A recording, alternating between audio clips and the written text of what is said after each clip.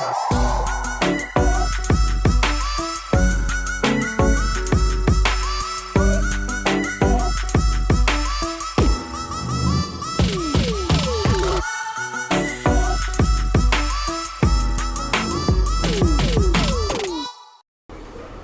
ही अच्छा प्रश्न देखा गया है लोगों में कि कुछ लोगों के मन में उठता है, कुछ लोग सामने से पूछ भी लेते हैं कि आखिर हम लोग करें क्या।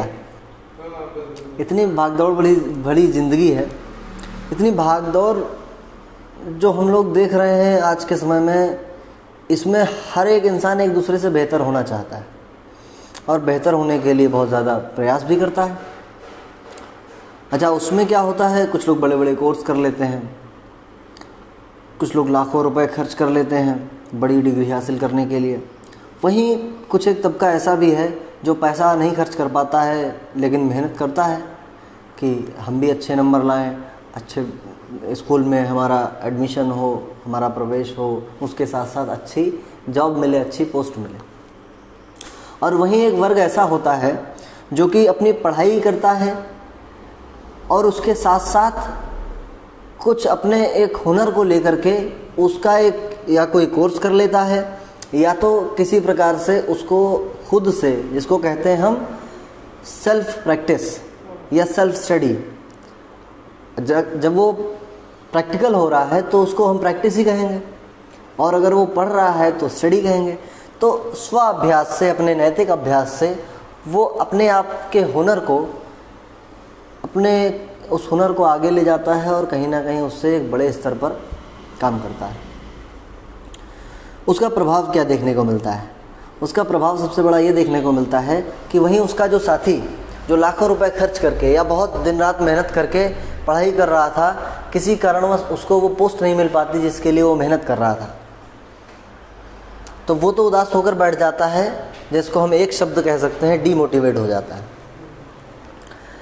लेकिन वहीं वो व्यक्ति जो अपने उस कोर्स के साथ साथ, भले ही उसमें वो उतनी मेहनत नहीं कर रहा था, परंतु अपना जो उसका हुनर था अथवा जिस चीज़ में वो इंटरेस्ट ज़्यादा लेता था, रुचि लेता था, उस हॉबी को, उस स्किल को उसने अपने उस पैशन को प्रोफेशन में बदल दिया।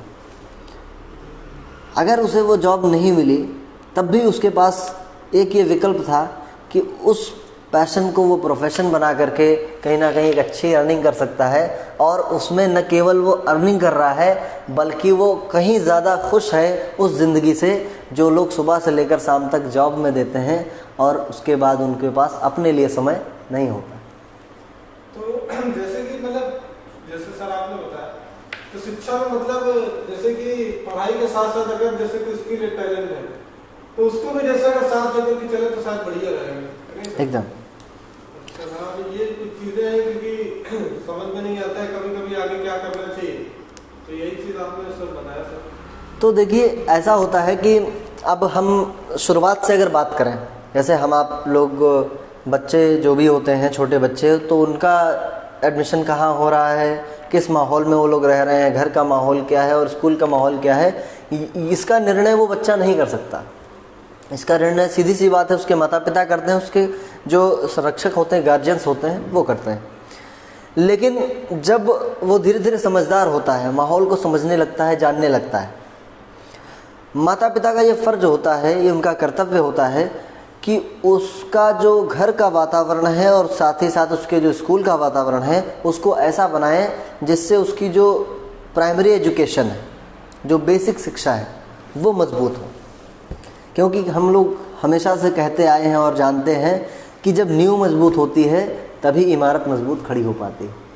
तो कहीं ना कहीं बेसिक शिक्षा का बहुत अहम योगदान रहता है आपके जीवन रूपी इमारत को बनाने में। और जब हम लोग बात करने लगते हैं करियर की तो सीधे से मन में आता है ग्रेजुएशन लेवल की एजुकेशन या इंटरमीडिएट एजुकेशन या हायर एजुकेशन या उसके बाद कोई प्रोफेशनल कोर्स या उससे जुड़ी हुई ट्रेनिंग। तो क्या यही है हमारे जीवन का करियर निर्णय करने का तरीका? सीधी सी बात है, जब आप किसी मकान को बनाने चलते हैं, कितना बड़ा मकान बनाते होंगे, मैं जानना चाहूँगा आप में से कोई बताइए। अरे प्रोसेस 1000 स्क्वायर फीट, ठीक है। अच्छा, उस 1000 स्क्वायर फीट मकान को बनाने के लिए लगभग कितने महीने पहले से प्लानिंग होती है? करीब करीब 6 महीने 1 साल तक। बिल्कुल ठीक है। अच्छा, उस 6 महीने पहले से जो प्लानिंग करते हैं, ये सामान्यतः कुछ लोगों में तो लगभग 1 साल 2 साल पहले से होती है, क्योंकि उसको बनाने के लिए पहले उतनी ज़मीन, उतना एरिया हमको ख़रीदना पड़ेगा अपने पास अगर पहले से है। नहीं तो हम एक नए सिरे से अगर बात करें, जैसे बच्चे का जन्म होता है तो एकदम उसी जन्म से ही शुरुआत होती है तो हम वहीं से अगर बात करें तो उस ज़मीन को भी कहीं ना कहीं हमको प्लॉट को भी ख़रीदना पड़ेगा। 1000 स्क्वायर फीट प्लॉट ख़रीद लिया, और प्लॉट को लेने के बाद में क्या किया, उस पर हमें मकान बनाना है तो कैसे बनाना है, उसके लिए हम आर्किटेक्चर से कांटेक्ट करते हैं किसी जानकार व्यक्ति से कांटेक्ट करते हैं, उसका नक्शा बनवाते हैं, मैप तैयार करते हैं। अच्छा, मैप बनाने के बाद हम लोग क्या करते हैं, उसमें हमें मैप में क्या क्या चीज़ें उसमें डालते हैं, हमें कहाँ पर बेडरूम चाहिए, कहाँ पर बाथरूम चाहिए, कैसा किचन होगा, उसमें कितने विंडो लगेंगे, कैसा दरवाज़ा हमें चाहिए, उसका फ्रंट लुक कैसा होगा, उसके अंदर क्या क्या सुविधाएं हमें चाहिए, सारी चीज़ों का ख्याल रखते हुए हम उस मैप को डिज़ाइन करते या करवाते हैं। और उसके बाद फिर इस सारी चीज़ों में हम लगभग 6 महीने का समय देते हैं। कितना मटेरियल लगेगा, मजबूती अच्छी होनी चाहिए, और जब बनना शुरू होता है तो सबसे ज़्यादा ध्यान देना शुरू करते हैं शुरुआत में ही। पहले तो इतना सब हमने 6 महीने मेहनत की, और उसके बाद जब बनना शुरू होता है, मतलब कि उसकी नींव जब पड़ती है, तो कहते हैं भैया देखना बिल्कुल कोई कमी नहीं होनी चाहिए, मजबूती पूरी होनी चाहिए, सरिया सीमेंट जो भी उसमें मटेरियल लगता है बहुत अच्छे से प्रयोग करिएगा। और बल्कि हम लोग अपनी तरफ से प्रयास करते हैं ज़रूरत से ज़्यादा उसमें करने का, कि जिससे मजबूत हो क्या, नींव। जब आपका बेस जो आधार है, जो नींव है, वो मजबूत होगी, तब उसके ऊपर खड़ा होने वाला जो मकान है वो फिर ऐसी स्थिति में होगा कि जहाँ से आप उसके ऊपर 2 मंजिल 3 मंजिल 4 मंजिल जितना भी बनाते जाएं, वो उतनी ही मजबूती के साथ आगे बढ़ता जाए। तो कहने का मतलब ये है कि जब बच्चा एडमिशन लेता है या जब घर में धीरे धीरे समझदार होने लगता है, तभी से उसकी शिक्षा और उसके करियर के प्रति सचेत होकर के एक एक जानकारी उसे देनी चाहिए। अब आप कहेंगे क्या उसका खेल कूद और हंसना, ये सारी चीज़ें क्या बंद करा दी जाए? नहीं, बिल्कुल नहीं। यही तो समझदारी है। यहीं पर तो अपना जो आपका कितना आपका ज्ञान है, उसका स्तर क्या है, और आपके पारिवारिक माहौल के अनुसार उस बच्चे के लिए क्या चीज़ें, सफलता के लिए क्या चीज़ें आवश्यक होंगी, इसका निर्णय करने का समय वही होता है। लेकिन करते कब हैं हम लोग? जब हम फर्स्ट फ्लोर तैयार कर चुके होते हैं।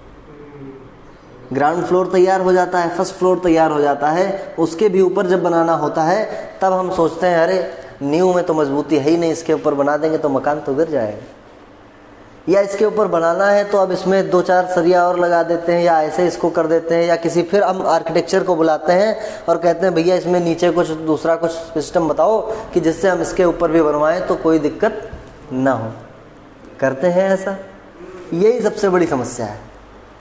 बेसिक एजुकेशन में ध्यान देना बहुत ही आवश्यक है, क्योंकि जब तक हम वहाँ पर ध्यान नहीं देंगे तब तक आगे जो बढ़ कर के जाने, जो हमारा जो भविष्य है उसमें जितना हम अच्छे से आउटपुट चाहते हैं वो नहीं मिलता, क्योंकि इनपुट नहीं किए हैं। अच्छा, सही बात है। बेसिक एजुकेशन मतलब जैसे सर क्या? अच्छा, बेसिक एजुकेशन से हाँ बिल्कुल तात्पर्य क्या है ये मैं बताना चाहूँगा। जैसे क्लास स्टार्ट होती है आजकल, तो आप देख रहे हैं प्ले ग्रुप से स्टार्ट हो जाती है। हालांकि ग्रामीण क्षेत्रों में आंगनवाड़ी के माध्यम से यही कार्य होता आ रहा है वर्षों पहले से। तो आंगनवाड़ी या प्ले ग्रुप की अगर बात करें तो वहीं से बच्चे की शिक्षा की शुरुआत होती है, और कहते हैं बच्चे के प्रथम गुरु माँ होती है। माता पिता उसके प्रथम गुरु के रूप में होते हैं। तो माता पिता से उसको अच्छी चीज़ें मिलनी चाहिए, अच्छे सिद्धांत मिलने चाहिए। छोटी छोटी चीज़ें बड़ा काम करती हैं, जैसे ईमानदारी की शिक्षा, सच बोलने की शिक्षा, और अपने प्रति अपने कर्तव्य को जानने की शिक्षा। ये सारी चीज़ें छोटे छोटे बच्चों को छोटे ही स्तर से देनी चाहिए। कोई बड़ी बात नहीं है ये। ईमानदार इस बात से भी हुआ जा सकता है कि बच्चे के लिए जो चॉकलेट लाई गई है वो बच्चा ही खाए, दूसरे की चॉकलेट ना लेकर के खाए। ईमानदारी इससे भी उसे समझाई जा सकती है। ये बहुत छोटे छोटे उदाहरण हैं। ये तो नैतिक शिक्षा की बात हो गई, अपने बड़ों का सम्मान करना, है ना। तो और अपनी जो दिनचर्या है उसको सुचारू रूप से चलाना, ये भी बहुत महत्वपूर्ण चीज़ है, क्योंकि आजकल देखते हैं कि लोगों को तरह तरह की बीमारियां हो रही हैं, कहीं ना कहीं उसमें बहुत बड़ा कारण है उनकी दिनचर्या का ना ठीक होना। तो ये सारी चीज़ें तो हो गई घर और प्ले ग्रुप की। लेकिन जब वो पढ़ाई अपनी ठीक से शुरू करता है, जब वो समझदार हो जाता है, 4 साल 5 साल का 6 साल का, या मान के चलते हैं कि उसका पहली कक्षा जो होती है, फर्स्ट क्लास में जब वो जाता है, फर्स्ट स्टैंडर्ड में जब उसका एडमिशन होता है, वहाँ से उसके शिक्षा का स्तर क्या है, हम किस के अनुसार उसका भविष्य देखना चाहते हैं। क्योंकि आज के समय में आप सभी जानते हैं, कहीं ना कहीं आप सभी एक परिवार में ही रहते हैं, तो माँ बाप बच्चे का जन्म होने के बाद से ही उसके पढ़ाई और साथ ही साथ उसके शादी के विषय में प्लानिंग करना शुरू कर देते हैं, योजना बनाना कि बेटा हुआ है तो उसकी शादी में ऐसे ऐसे ऐसे व्यवस्था करनी है, बेटी हुई है तो उसकी शादी में। तो आज के 20 वर्ष बाद की प्लानिंग या 15 वर्ष बाद 16 वर्ष बाद हमें इसको इस कॉलेज में एडमिशन कराना होगा, उसके लिए कितना पैसा देना है, ये सारी चीज़ें वो करने लगते हैं। तो इसी को एक स्तर और आगे बढ़ाते हुए कहीं ना कहीं उनका जो एक मिड पॉइंट होता है उसका करियर, हायर एजुकेशन की प्लानिंग करते हैं और शादी की प्लानिंग करते हैं। उसके बीच की जो चीज़ है, उसका जो करियर है कि वो किस पोस्ट पर जाए या किस तरह से वो क्या बने। जैसे बहुत से माता पिता करते हैं कि मेरा बेटा डॉक्टर बनेगा, मेरा बेटा पुलिस इंस्पेक्टर बनेगा, मेरा बेटा इंजीनियर बनेगा, तरह तरह के भाव मन में होते हैं। अच्छा, इन सब भावों को लेकर के वो लोग कहते तो हैं, लेकिन उस बच्चे में उस तरह के गुण नहीं डालते हैं। गुण डालना और उसको अपनी फीलिंग्स से केवल फोर्स करना, दोनों अलग अलग चीज़ें हैं। हम चाहते हैं बेटा डॉक्टर बने तो उसको बार बार उसके प्रति केवल धक्का देना ये अच्छी बात नहीं है। उसको जागृत कराइए कि किस काम को करने से उसका कितना लाभ होगा, उसका भविष्य कितना अच्छे से संवरेगा। और उसके बाद जब धीरे धीरे बच्चा 10 साल से 15 साल की एज की ओर बढ़ रहा होता है, उस समय बहुत ही ज़्यादा ज़रूरत होती है कि आप ये बात को समझें कि उसकी रुचि किस तरफ बढ़ रही है, उसका रुझान किस तरफ है। क्या वो डॉक्टर बनना भी चाहता है या नहीं।